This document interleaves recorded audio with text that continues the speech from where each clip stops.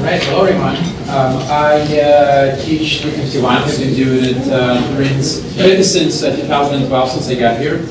And I'll talk about how we do assessment there. So basically, 351 is a 300 level course, obviously. And the main two indicators that it assesses are the critical thinking and the design. So, we try to evaluate those in the context of the operating systems. How well can they design programs that take advantage of the operating systems, APIs, system calls, etc. And are they able to solve problems related to operating systems? So, to measure the critical thinking indicator, the students were asked to implement a parallel hash table using POSIX threads. That's one of the Unix threading mechanisms which allows you to do parallel computation. As systems are becoming increasingly parallel, being able to do multi-threading is basically a critical skill. So, debugging multi-threaded programs, designing multi-threaded programs, ensuring that they actually work is very challenging. So they cannot just go ahead and BS their code. I mean, we'll try, but it doesn't work because you really got to have your design down. So, so one of the critical thinking problems which they have to address is their code must be free of what's called race conditions, meaning no matter in what order the instructions are executed by the different threads of execution, that the outcome is going to be deterministic.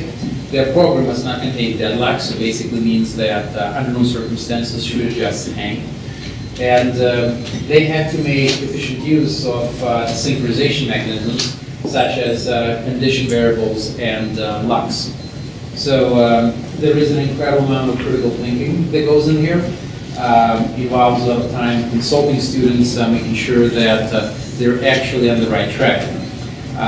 A lot of students generally try to just jump into coding, like they do in many classes. I think that's something we have left over from 120 and earlier courses. But after this exercise, those who succeed, I notice they generally start thinking more carefully about their designs and critical thinking. Here is how I evaluate the critical thinking indicator.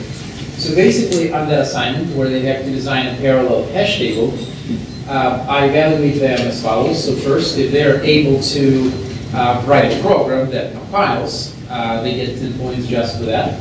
If the program produces correct input and output, and I have a set of unit tests that I run in order to make sure that the output is correct. I make those unit tests accessible to them.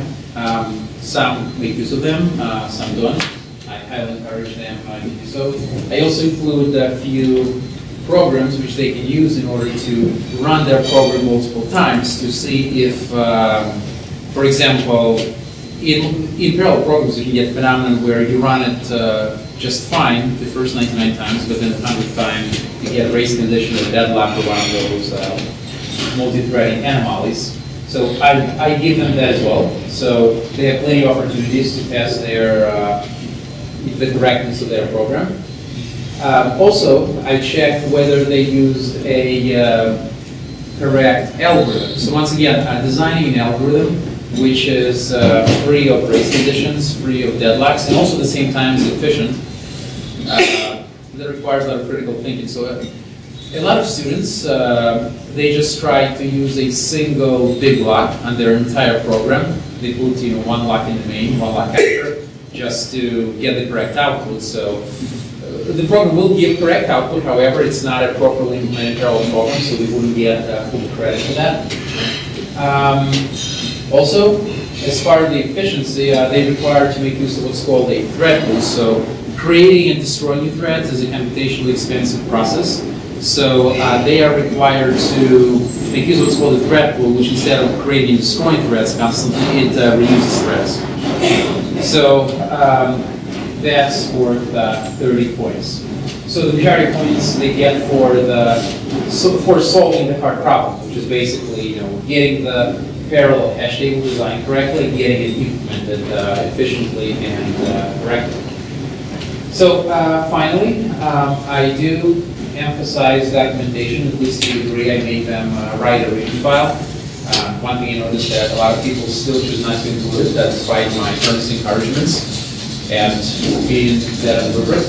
So if they get 80 points or above, I consider that to be a satisfactory grade. Anything between 70 and 80 is developing, and less than 70 is considered to be unsatisfactory. So some would criticize this as being a bit of a too strict of a scale, but I think that mastering parallel programming is indeed critical, and so that's why I insist on using the scale. Your scale might be different, I like to emphasize that. That's just my standard. You may choose to do your assessment differently. You can decide what those ranges are and where they fall. You can decide how you want to measure the critical thinking performance. This is definitely not the only opportunity to do so in 351. We have many different assignments. For example, if you believe that, for example, inter-process communication is important, then it's important. You can definitely do critical thinking assessment in that one. Okay. So now let's talk about the design indicator. So to evaluate the design indicator, I used another programming assignment. So in this one, they have to write a program that is basically simulating a client and a server application using message queues, which are an inter-process communication mechanism used by the processing systems to communicate with each other, and shared memory, which is another kind of communication construct between the processes. One process allocates a piece of shared memory, another process can access it. So in this assignment, the students had to design a program which makes use of both of those in order to transfer files from the client to the server. And they had to do so while using System B. There are many different implementations of shared memory and message queues, so I had to use System B. And the students had to come up with a design that actually gets the job done right. Now, once again, just like with my previous example of crit, students tend to jump right into coding. And once again, this is not going to work if you jump right into coding. You've got to have your design down. So, and one of the things I make them do on this assignment is, in addition to handing in their code, which has to work, they also have to describe their design in their README file, which is one of the points of evaluation, which you'll see on my next slide. So, and if I don't like their design, I dock big points for that. Sometimes we get arguments, but it works. I say a lot of things work, but it doesn't mean that there was thought behind it. Interestingly enough, that's also how sometimes I thought people cheated. They weren't able to explain their design.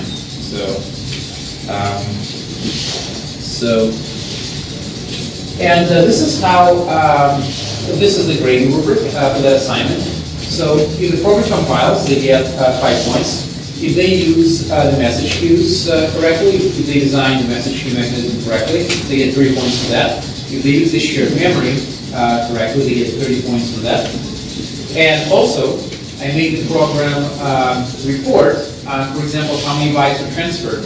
And I changed this part just a little bit every semester, and once again, that also helps me catch cheaters.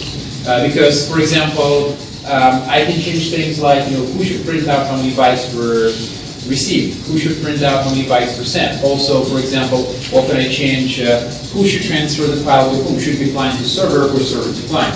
Or I change the rules now. Instead of relying primarily on shared memory for a large data transfer, rely on message queues, which sometimes is not the most efficient approach, but it does give them that hands-on practice. So there are a lot of ways in which I can vary this semester while still essentially doing the same assignment. So if their file transfer works correctly, give them 10 points. Once again, notice only 10 points for the program executing correctly, because the majority of focus here is on the design, not so much on whether they're code execute. In fact, I would much rather see a correctly designed program that doesn't quite work because it has a few implementation bugs versus somebody's program that works that looks like it's been either have copy and paste and have brute force and have prayer miracles.